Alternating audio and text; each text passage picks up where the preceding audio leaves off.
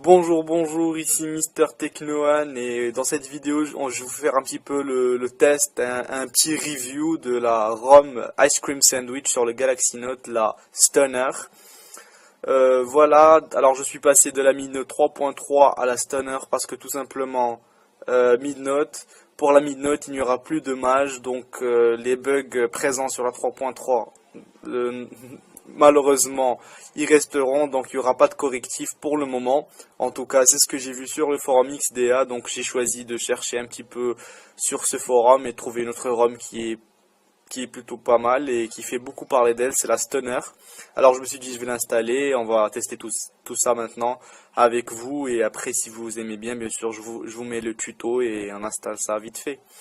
Alors on commence, je vais vous montrer, donc je suis sur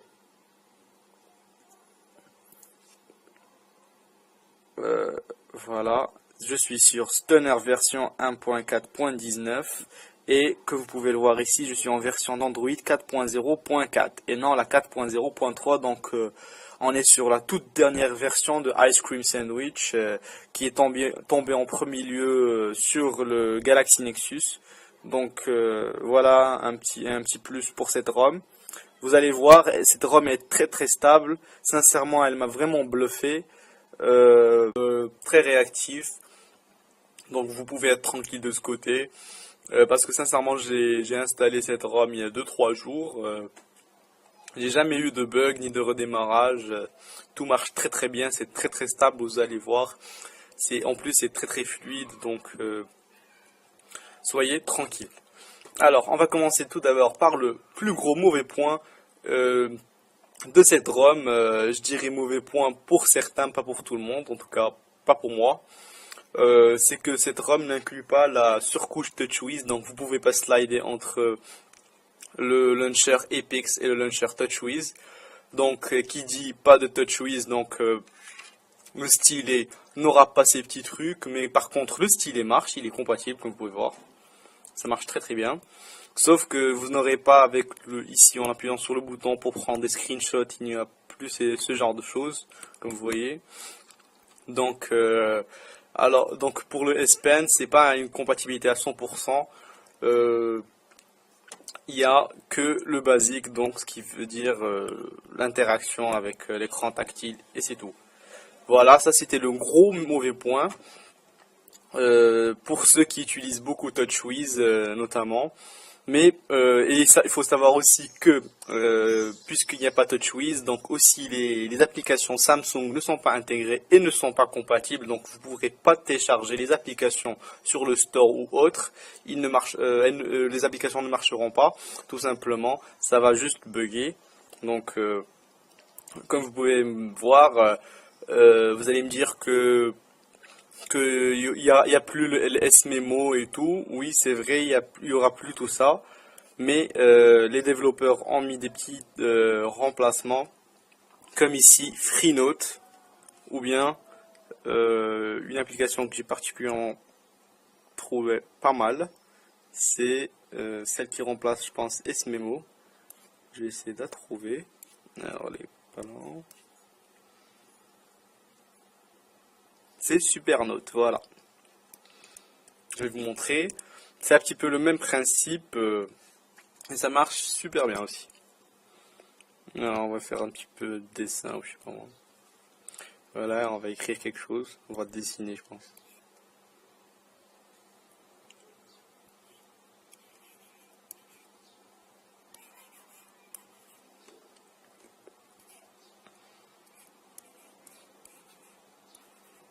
Comme vous pouvez voir, c'est très réactif. Ça marche très bien.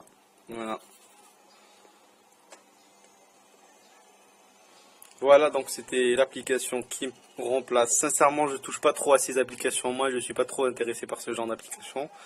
Mais je pense que les utilisateurs de S-Memo et tout trouveront leur bonheur, sincèrement. Il y a plein d'applications qui tournent sur le store qui pourront facilement remplacer toutes les applications de base de Samsung. Alors, on passe à autre chose. Alors, tout est bien intégré. Vous pourrez voir que les appels... Alors, attends, je vais pas vous montrer tout ça. Je vais voir que si on voit pas tout quand même. Voilà. Alors ici, vous avez les numéros, vous avez l'interface Ice Cream Sandwich. Donc, vous allez vous rendre compte que puisqu'il n'y a pas de TouchWiz, c'est du pur et dur Android Ice Cream Sandwich. Pour les amateurs d'Ice Cream Sandwich, vous allez adorer. Sincèrement, moi aussi, j'ai beaucoup adoré. C'est plutôt intéressant comme aspect. Vous allez oublier l'aspect gingerbread et là, c'est un changement radical. Au début, ça va être un petit peu difficile, mais sincèrement, l'intégration se fait très vite et vous oublierez gingerbread aussitôt. Quoi d'autre on va parler un petit peu des connectiques. Tout marche très bien. Le Bluetooth, le Wi-Fi, il n'y a pas de problème. Je vais vous montrer ici la barre de notification. Comme vous pouvez voir ici, c'est très sympa. Voilà. Tout est très bien fait. Alors ici, vous avez les petits boutons pour slider entre Wi-Fi on-off et tout. Donc, tout simplement d'un simple clic, vous passez en on. D'un simple clic, vous passez en off. Ici, vous allez remarquer un petit bouton setting. Si vous appuyez dessus, c'est très intéressant. Regardez ce qui se passe. Tout simplement, la barre avec les petits boutons disparaît. Donc, ça vous libère encore un grand tiroir pour vos notifications. Vous aurez plus de place pour toutes vos notifications. Et d'un autre clic, tout simplement réapparaît. Je vais vous montrer que tout est customisable. Donc vous allez vraiment adorer, vraiment vous pourrez tout changer, rien ne reste comme il est. C'est ça le gros point que j'ai vraiment adoré sur cette ROM, c'est que tout est changeable. Alors, on a parlé du Bluetooth, du Wi-Fi. Oui, il faut savoir à propos du Bluetooth, ça marche très bien avec des oreillettes Bluetooth ou autres. Parce que il faut savoir que sur les ROM Ice Cream Sandwich pour le Galaxy Note, ben sincèrement, jusqu'à ce jour, j'ai pas trouvé une seule qui fasse marcher le Bluetooth pour des synchros avec des oreillettes et autres. Voilà, donc bon point pour cette ROM. La caméra, ben tout simplement, marche très bien. Il n'y a aucun bug. Le 8 mégapixels marche très bien. La qualité est au rendez-vous. C'est très fluide. Vous allez voir que c'est la nouvelle interface. Donc, c'est l'interface Ice Cream Sandwich. Vous pourrez filmer en 1080p, comme prendre vos photos en 8 mégapixels. Vous pourrez faire des shots en panorama. Tout est au rendez-vous et rien ne bug. C'est vraiment très sympathique. Alors, quoi d'autre plus que ça? Alors, bien sûr, on va parler un petit peu du store. Le store marche très bien. Toutes les applications sont compatibles. Alors là, j'ai pas mis le Wi-Fi. On va l'activer pour vous montrer juste que ça marche très bien. Il n'y a pas de problème. Toutes les applications sont compatibles. Il n'y a aucun crash. Bien sûr, il faut oublier les applications Samsung, comme j'ai dit. À part ça, tout marche très bien. Vous pourrez télécharger n'importe quoi. Ça marche vraiment bien. Alors là, ça charge.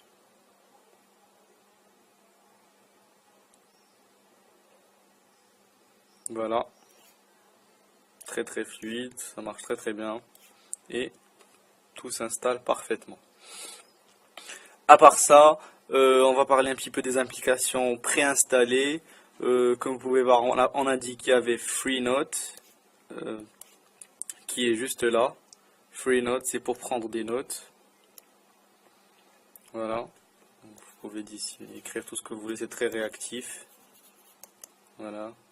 Mais aussi, le S-Memo remplacement, c'est le SuperNote.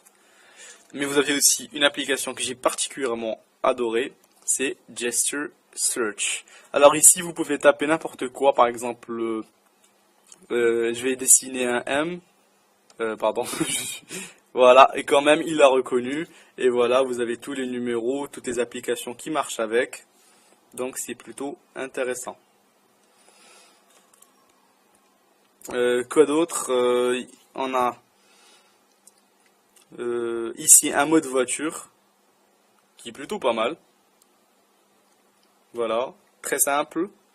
C'est de grands logos, de grandes icônes pardon, pour vous aider à naviguer sur votre téléphone. et en restant concentré sur la route. Bonne initiative pour cette ROM aussi, donc très intéressant aussi. Alors quitter le mode aventure, voilà, avec un bouton quitter pour vraiment s'assurer que vous voulez quitter l'application. On dirait qu'on est sur HTC One X avec le Sense 4.0. Alors quoi d'autre? Donc en gros tout marche très bien, c'est très fluide, c'est très stable. Donc vous retrouverez toutes vos petites applications à part celles de Samsung. Je pense que j'ai rien d'autre à ajouter à part bien sûr le gros point qui est plutôt la customisation. Et ça je vous l'ai laissé pour la fin parce que c'est vraiment le top, le maximum que vous pouvez trouver sur une ROM. Sincèrement j'ai adoré. C'est ce petit menu qui s'appelle Euphoria Control, qui tout simplement vous donne accès à à toutes les settings pour changer l'interface intégralement, mais pas que l'interface, aussi la fréquence du processeur, libérer de la mémoire et tout. Donc on va commencer par General. Donc ici vous pouvez activer, désactiver l'animation du démarrage, laisser l'animation de stunner. Donc ici désactiver le bug mailer. Si vous avez autoriser la rotation à 180 degrés, ben, tout simplement c'est pour si vous passez sur cette face comme ça. Là vous avez en bas le logo Samsung, je sais pas si vous voyez, on va voir en haut. Voilà, comme vous pouvez voir ici, il y a retour et menu. Donc vous avez fait une rotation de 180 degrés. Voilà, ça c'est pas mal aussi. Donc, on y retourne. Voilà. Donc quoi d'autre? Alors ici densité du LCD. Ça c'est aussi un grand point sur cette ROM, c'est que vous pouvez passer d'une interface tablette à l'interface smartphone. Ben tout simplement il faut suivre ces étapes. Alors tout simplement qu'est-ce que vous allez faire? Ici c'est la première étape, qu'est-ce qu'elle dit? Elle dit que les tablettes ont une résolution de 160 alors que les smartphones ont une résolution de 240, une densité plutôt une densité de 240, et le Galaxy Note a une densité de 320. Donc vous appuyez dessus. Vous choisissez la densité que vous voulez, donc passer en smartphone ou en tablette ou sur Galaxy Note tout simplement. Et vous rebootez le smartphone. Vous revenez sur ce menu et passez à la troisième étape. Vous allez faire un clear market data. C'est pour libérer le data du market, parce que il faut savoir que les markets sont dédiés aux tablettes, ne sont pas les mêmes dédiés aux smartphones. Et là, vous allez ouvrir le market, un hit accept. Vous allez tout simplement accepter les conditions imposées par le market, les conditions Google. Et là, vous allez, normalement, ça devrait marcher. Si vous voulez refaire ou retourner sur votre densité de smartphone, ben vous refaites tout simplement les étapes.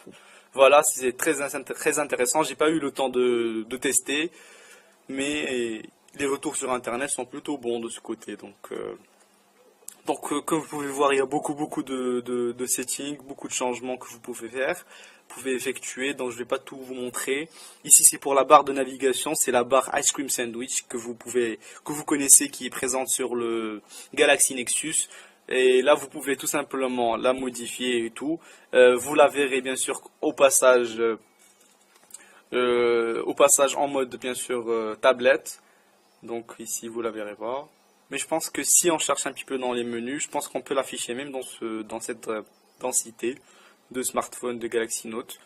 Alors qu'est-ce que vous avez d'autre? Vous avez les options de l'écran de verrouillage, vous avez comment changer les animations de verrou, afficher la météo, le calendrier et tout. Donc en gros c'est très bien fait. Les options de menu d'alimentation ici. Donc quoi d'autre? Ici la météo, l'économie d'énergie. Alors les interrupteurs, ça ce que j'ai dit ici, c'est pour la barre de notification. Vous avez les interrupteurs ici, donc vous pouvez tout changer.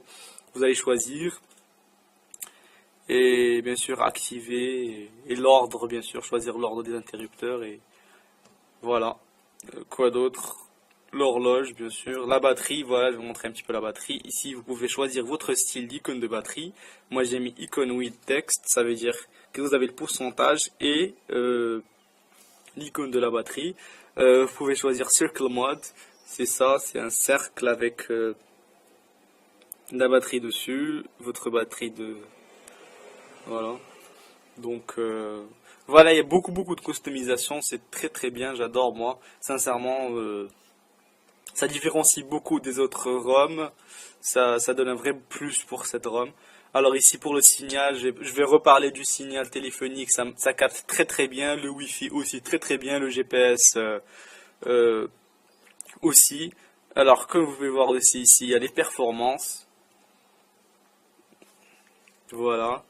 Donc ici vous pouvez, votre CPU, c'est votre processeur, vous pouvez le cadencer au maximum à 1400 MHz.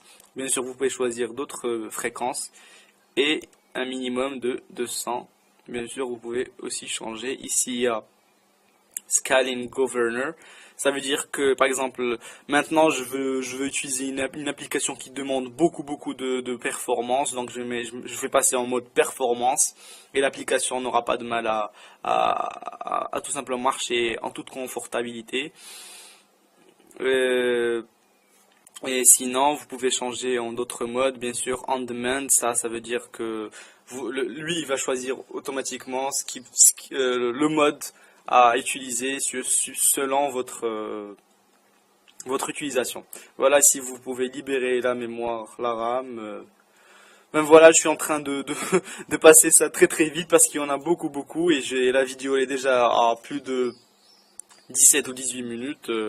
Donc c'est déjà un petit peu trop pour cette présentation. Mais bon, j'avais envie de vous montrer cette ROM qui m'a beaucoup plu, qui est très intéressante. On va parler un petit peu de l'autonomie. Pour l'autonomie, je vais vous dire quelque chose, sincèrement. La Midnote 3.3 me donnait un meilleur rendu, mais apparemment il y a 2 ou 3 versions qui viennent de sortir après celle qui est installée ici. Comme vous savez, les développeurs de chez XDA sont très rapides, très réactifs, et apparemment les retours des dernières mises à jour disent que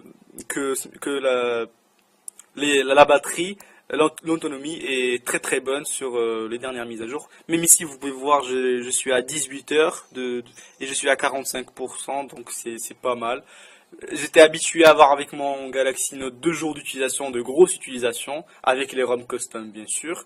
Donc c'est pour ça que ça m'a un petit peu interpellé ce petit problème ici. Mais je pense que c'était rectifié dans les mises à jour. Alors voilà, je pense que j'ai un petit peu tout dit. J'espère que vous avez aimé cette petite présentation. Je vous dis à bientôt, bien sûr. Bien sûr, si vous avez des questions, n'hésitez pas. Je répondrai avec grand plaisir. Quoi d'autre? Si vous aimez bien sûr cette ROM, n'hésitez pas à me le dire. Je vous ferai le tuto pour vous montrer comment l'installer à partir d'une ROM, à partir de Ice Cream Sandwich ou bien sûr à partir de Gingerbread. Vu un petit détail, la ROM fait 200 mégaoctets, donc vraiment pas beaucoup par rapport aux autres ROM qui font au minimum 500. Donc très légère, ce qui est un petit peu bizarre puisqu'elle ramène beaucoup de changements, ce qui est, on va le dire, qui est intéressant. Donc un point en plus.